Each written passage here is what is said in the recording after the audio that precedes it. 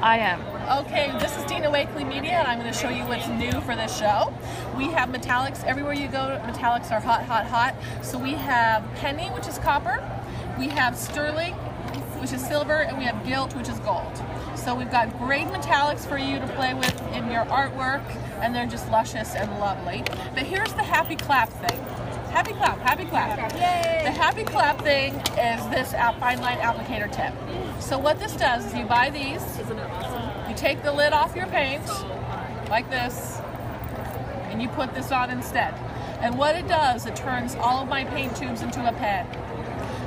And if you have a lot of crayon on your artwork, if you have oil pastel, if you have a lot of gel medium, it can be difficult to find something that will mark on those media. Okay, so what this will do is make it so that you can add little details, you know, and it's cool. My paint is heavy body, meaning it will see the little peaks there. It dried like that. Feel it. Oh, I just pushed it down because it wasn't drying. It's hard, right? So it will hold its shape and it will hold its texture. So when you squeeze the paint out of this, it will stay bumpy. So feel this. Feel. Isn't it cool? Yeah. Like it stays nice and bumpy just like that. So let me show you a quick little background that I like to do. So that's just a tag with gesso. I always gesso under my acrylic paint. Well, almost always, 90% of the time. I never paint the whole tag. I always leave some of it open. This is what I do, it's what I like. So a little bit of paint there. I'm going to take a baby wipe and then a stencil. And I'm just going to rub, remove some of that paint. And it gives me a really simple background. And then if I want, I can repeat some of that stenciling. I do stencil with my paintbrushes all the time. My paintbrushes have a stiff bristle, and the reason why they do is because I like to stencil with them. And the key is not very much paint on the brush. If you put too much paint on your brush, then it seeps underneath and bad things happen, right? So a very, very, very small amount of paint. You don't need very much. Just a little bit, yeah? Mm-hmm. Okay. So then, let's stamp. Let's see. What happened to the flower? Oh, here. Yeah. Here we go. So we got this gorgeous little flower. We're going to take a clean foam.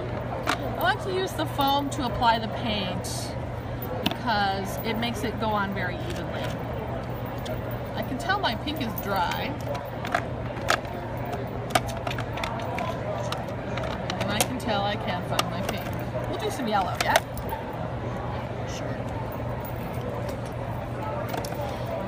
When you're mixing colors, you need to make sure that you're not mixing colors that turn muddy. How do you know which colors turn muddy? You have to memorize the color wheel. I hate to tell you this, but you need to memorize. But colors that are opposite on the color wheel will turn muddy. Okay, when you use them in the same wet layer. I had another one of these and it walked away. Because you know things grow legs and they walk away. It shows. One of those ones you stand up and you just move. Then I can go ahead and just stamp directly, but I'm going to add a little water to it. And by adding water, it will make it look like watercolor. And so don't hold it still. Move your hand like this, yeah? I think I'll do twice.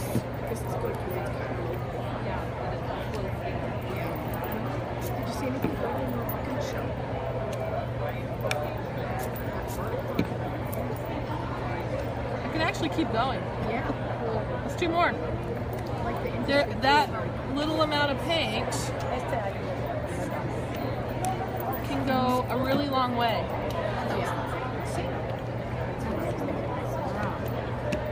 Right? Isn't that cool? So just a small amount of paint can go a really long way.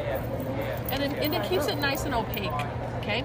So now I'm going to add the fine line. Let's see. I think we need white circles, don't you? Yeah. So shake the paint down into the needle. Make sure it's down there. If there's air in the needle, it'll go, right? Okay. It was hard to write because you have to, when you write, you have to move faster or you have to have a very steady hand. So when I write with it, I usually write things that are illegible. I just like scribble, right? Here, I'll scribble.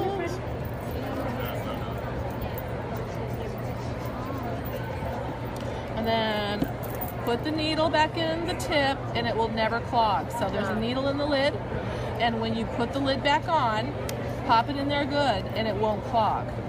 Let's do some pink polka dots too, yeah?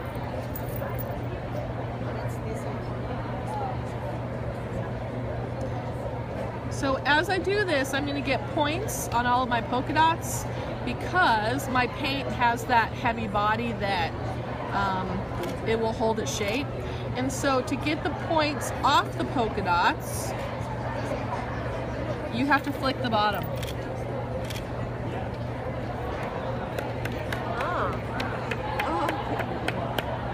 So flick the bottom and then it will turn them and they'll look like an enamel dot. See that? Yeah. That's the best trick. Isn't that cool? Somebody told me that this morning. I just learned it today. Wow. So you can, if you do them without doing that, they look like a Hershey's Kiss, like a little pointed kiss, right? Or you can make them look like an enamel dot. So these are just so handy for adding little, I mean, you don't want to do a lot of drawing with these, but a little bit of doodling, bits and bobs here and there, they're great for. Yeah?